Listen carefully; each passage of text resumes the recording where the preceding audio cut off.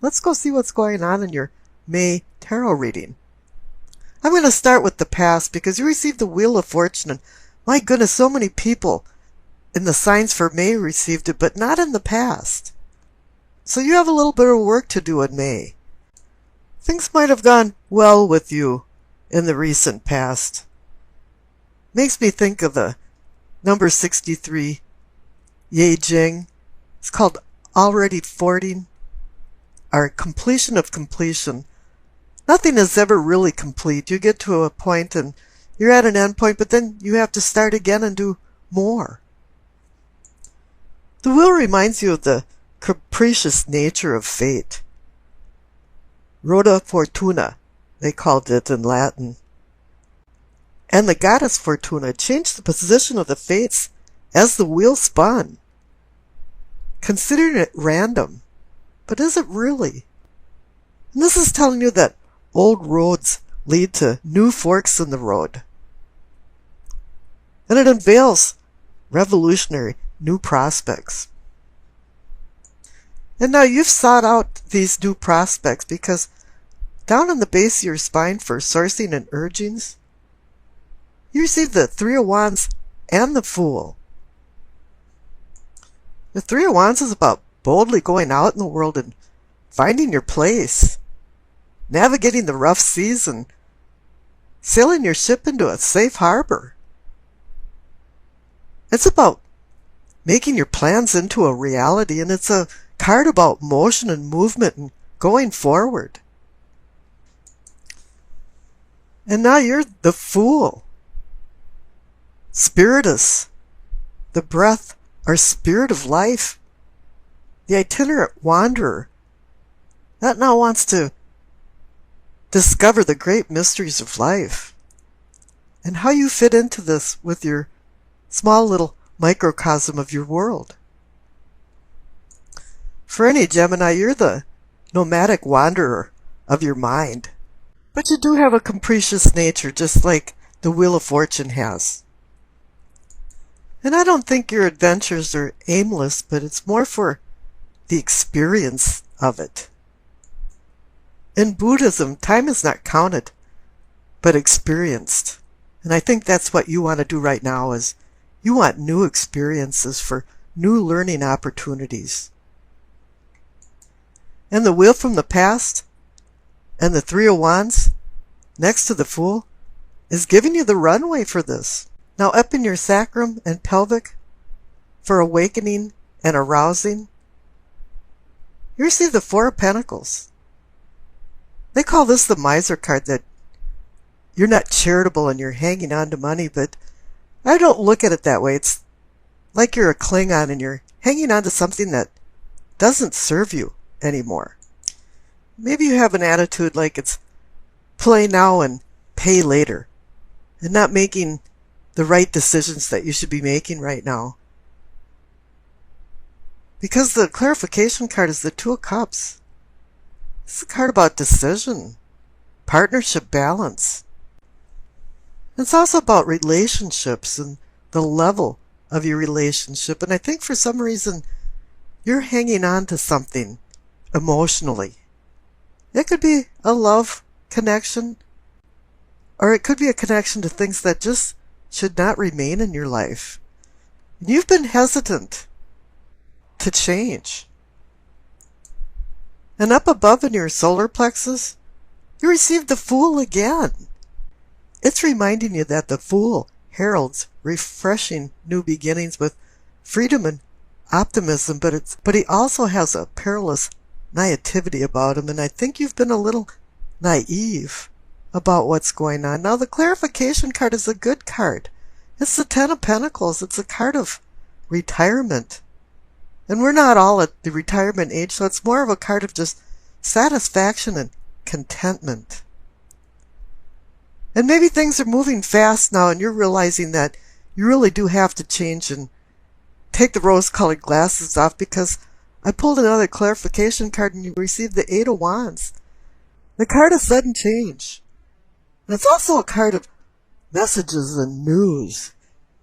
And maybe it's you saying to yourself, hey there, Kmart shopper, it's really time to change.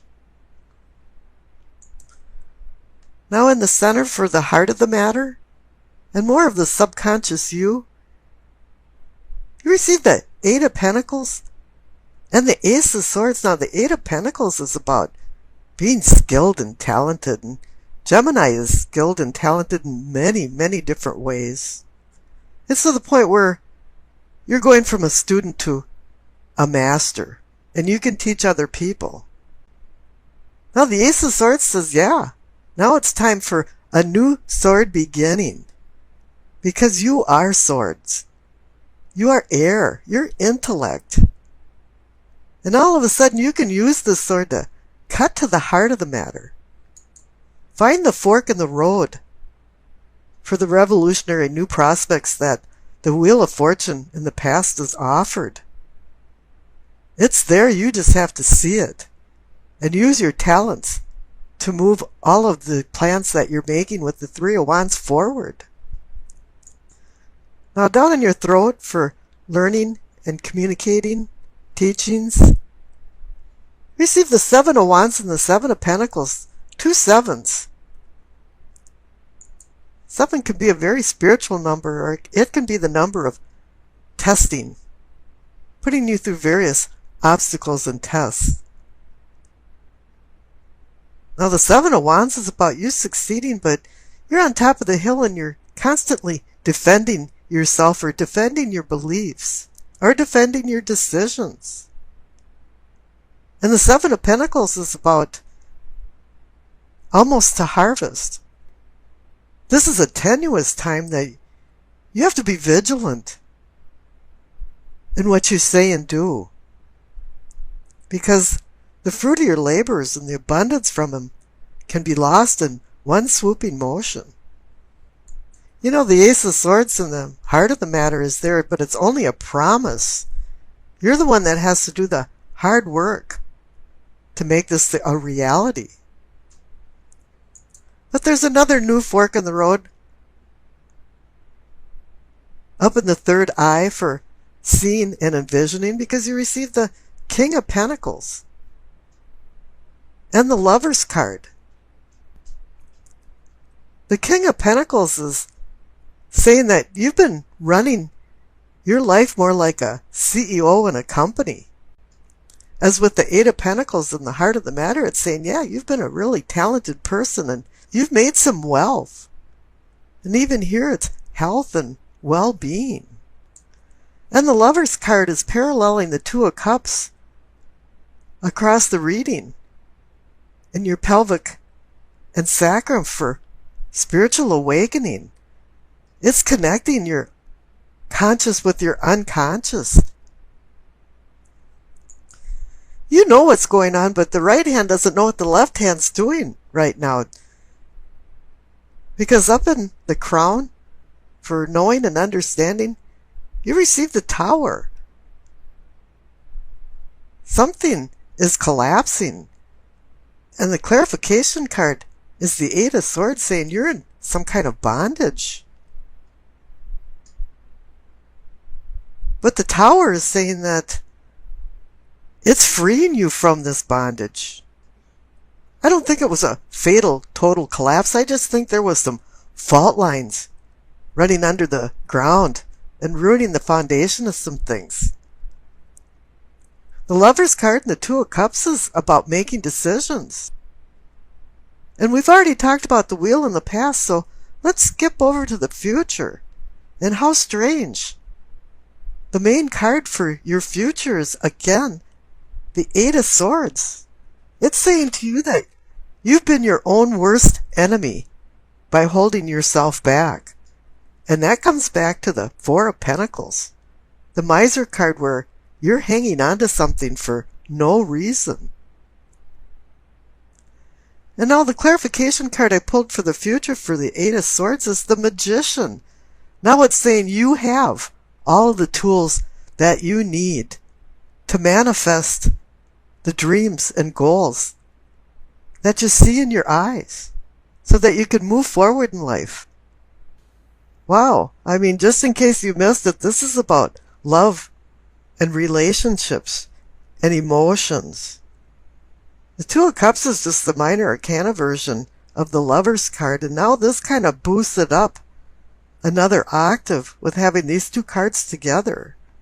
Now the Lover's card and the Two of Cups is about decision making. And for the Two of Cups, the number 2 does mean decision, partnership, and balance. And we all want partnership and balance mixed together. But you have to make a good decision to have this partnership and balance. And there's always that omnipresent idea of temptation. You know, we talk about morals and values, but you have to back up a little bit and think about ethics. You have to have ethics before you have morals, and you have to have morals before you acquire values. And this comes in to what you've learned in the past and what your beliefs are now for you to make decisions in the future. And there is a duality going on here because there's grace versus temptation. But then you think about it too, and we've got the senses, and it's the unconscious versus the conscious, the physical versus the spiritual. This is also vice versus virtue.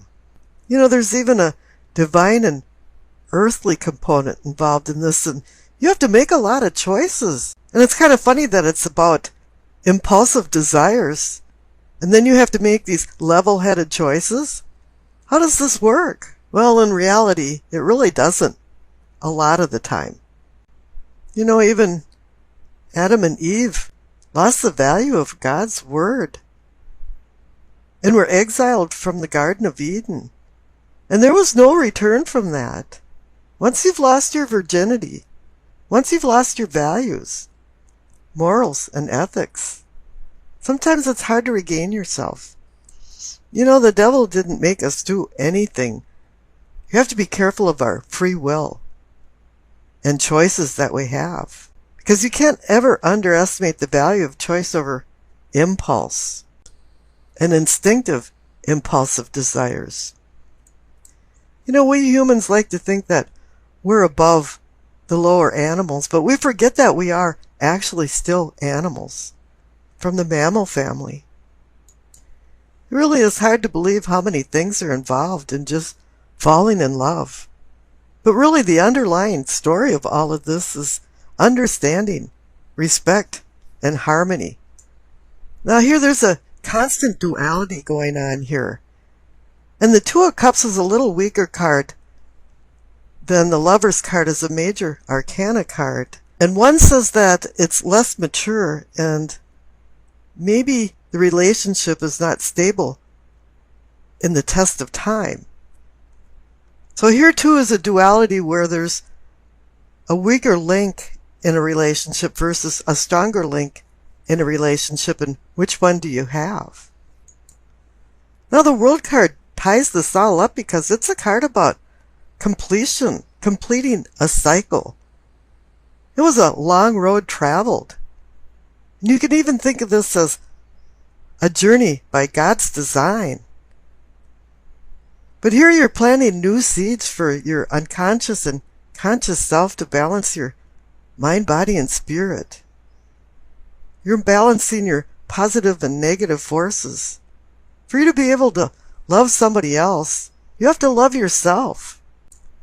And it's saying you became well-rounded in this love, emotion, relationship triangle that's going on here. Or else you became a chameleon and you were able to match yourself with the surroundings to make yourself successful. Whatever it is, the World card is saying you're coming to the end of a journey, and it symbolizes that you've developed, fulfilled, achieved, and completed. And now that lessons have been learned, it's time to move on to new challenges. Now Saturn oversees the World card, and the word Saturn means to sow. So it represents the harvest of life. Now I tossed the dice, and you received Pisces, the North Node, and the 5th house. The North and South lunar nodes are mathematical points that take into account the relationships between the sun, moon, and the earth. The north node of the moon can loosely be interpreted as a purpose or destiny of your life. And all eclipses occur near the lunar nodes where the moon's path crosses the sun's path in the sky. And just as an aside piece of information, right now the north node has just gone into Leo. Now the north node in the 5th house indicates that you're melting into the backdrop as to not draw attention to yourself. But when you do that, you lose your personal, unique identity. And you just become another face in the crowd. You can easily detach yourself and try to avoid risk-taking and stay in the safe zone. And you really worry about what other people think, but it's about time for you to say the hell with what other people think. And you have to strike out on your own to find your own life path. You're looking for an inner balance and happiness that's attained through self-confidence. You know, sometimes you can be anal retentive and criticize too much and ignore the delight of living. You're saying, oh, that's real bad, and saying, wow, did you see that sunset? You know, and your critiques flow to yourself, and you start doing some self-flagellation, self-punishment. And this is because of the north node in the 5th house. You have to start becoming more flexible like a small palm tree in the wind. Because as you get older, these beliefs of yours and criticism can actually break things up. And if you're like the palm tree, as it grows older, it doesn't break, it just bends. And now it's time to just start being yourself and not worrying about what other people think. If they don't like it, you know what they can do with it. Now, Pisces in the 5th house puts you in dreamland. And you need to get in touch with reality. Hello, Earth. You know, ground control to Major Tom. You might not be able to put your finger on what attracts you to a certain person. But it doesn't really matter in the scheme of things, does it? But this Pisces in the 5th house thing is saying to take your rose-colored glasses off, because one morning you might wake up next to Genghis Khan, or even worse, that little twerp Napoleon. Or even Rasputin. And then for the guys, it could be Lilith or some soulless human Barbie. So make sure whatever choices you make in love and relationships, in the end, doesn't cast you into disappointment. And you know, having the 2 of Cups and the Lover's card is like taking a gradual step. The 2 of Cups is the baby steps. And the Lover's card is then more like going to graduate school. And it means that you should have self-awareness. Self-awareness of your strengths and weaknesses, of your thoughts and beliefs, and of your motives and emotions. Here we are, we're back to duality again. And there's one more lesson of duality, and that's yin and yang. You know, there's always a seed of good and bad, and a seed of bad and good. And you have to find a balance between that with your love and emotions. And I wish you acceptance, peace, and happiness.